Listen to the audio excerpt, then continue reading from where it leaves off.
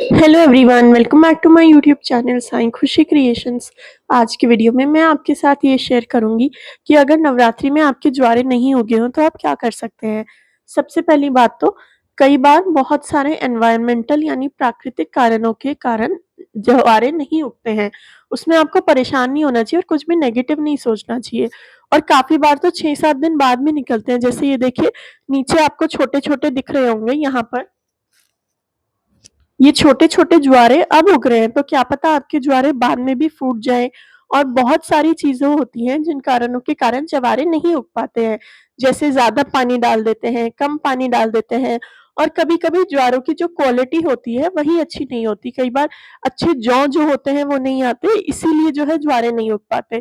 तो इसमें आपको अपने मन में कोई भी कुशंका, शंका नहीं लानी चाहिए जिससे आपका मन में दुःख हो या कोई भी संदेह पैदा हो। आपको जो है माता की आप जैसे पूजा कर रहे हैं वैसे ही रोज़ पूजा करनी है। और काफ़ी बार बोला जाता है कि ज्वारे नहीं आ रहे, कठिनाई होगी, ये होगी, वो होगा। ऐसा नहीं होता है। बट ऑब्वियसली अगर आपको ऐसा लगता भी है तो आप ये सोचिए कि भगवान ने आपको आगाह किया है और आप उसके लिए रेडी रहेंगे। तो आपको नवरात्रि में अगर ज्वारे किसी भी रीज़न से नहीं उगे हैं, तो पहली बात तो ऐसा कुछ नहीं होता है कि बुरा हो रहा है, गलत हो गया, आपने अच्छे से पूजा नहीं करी, ऐसा नहीं होता है। कई बार बारिश ज़्यादा हो जाती है, जैसे इस बार कई जगह पर बिन मौसम की बरसात हुई है, उसके कारण ज्वारे नहीं उगे। हवा का प्रवाह नहीं होता, जहाँ पर ज्वारे उगाए होते हैं, वहाँ कई बार हवा नहीं आती, उमस होती है, उसके कारण भी ज्वारे नहीं उगते। इसीलिए बहुत सारे कारण हो सकते हैं क्योंकि अल्टीमेटली ज्वारे भी बीज है, पौधा बहुत सारी प्राकृतिक कंडीशन के बाद ही सही से उगता है। तो अगर उसमें दिक्कत होगी उस कारण से ही ज्वारे नहीं उगते हैं। तो अगर ज़्यादा धूप पड़ जाए, कम धूप पड़े, धूप ही नहीं आती कई बार, जैसे यहाँ पर जहाँ मैंने ज्वारे उगाए हैं वहाँ पर भी धूप नहीं आती। तो इस बार आपको थोड़े ऐसे खुले-खुले ज्वारे दिख रहे होंगे और जहाँ मैं पहले ज्वारे उगाती थी, वहाँ धूप अच्छे से आती थी और वो खेतों की मिट्टी होती थी तो एकदम जल्दी से बहुत सारे ज्वारे उगते थे। पर ये 7th डे पर भी अगर आपके ज्वारे अभी भी निकल रहे हो नीचे से, जैसे यहाँ से पीछे से भी थोड़े ज्वारे अभी नीचे से, तो आपके बहुत छोटे-छोटे ज्वारे आ ही जाएँगे। तो छोटे हों, बड़े हों, किसी भी कलर के हों, ज्वारे ज्वारे होते हैं, माता का आशीर्वाद ही होते हैं, माता का रूप ही होते हैं, तो आपको खुश ही होना है।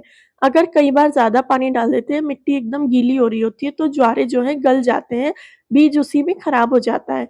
उस केस में अब ज़्यादा पानी हो गया, तो वो तो पानी की गलती से हुआ है, इसीलिए आपको उससे रिलेटेड मन में कुछ भी नेगेटिव नहीं लाना चाहिए।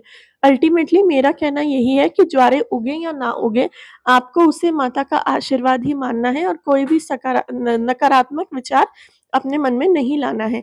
आप जिस तरीके से माता की पूजा करते हैं, जिस श्रद्धा से माता की पूजा करते हैं, उसके अनुसार माता आपको फल देती है। उस ज्वारे कितने भी उगे हों, उससे फ़र्क नहीं पड़ेगा। तो अगर आपके ज्वारे कम उगे हैं, ज़्यादा उगे हैं, उसे माता का आशीर्वाद मानें और परेशान नहीं हों। और अगली बार अगर आपके ज्वारे इस बार नहीं उगे हैं, तो अगली बार आप मेरा वीडियो देखकर ज्वारे उगा सकते हैं। मैंने चैनल पर ज्वारे उगाने के कई सारे वीडियोज़ डाले हुए हैं कि आपको किस तरीके से मिट्टी लेनी है, किस तरीके से जौ लेने हैं या गेहूँ लेने हैं, तो आप वो वीडियो ज़रूर से देखें अगली नवरात्रि में। और अगली बार जो है मैं 9 दिन तक नवरात्रों की सेवा कैसे करें उसका वीडियो भी रिकॉर्ड करूँगी और वो भी आप लोगों के साथ शेयर करूँगी।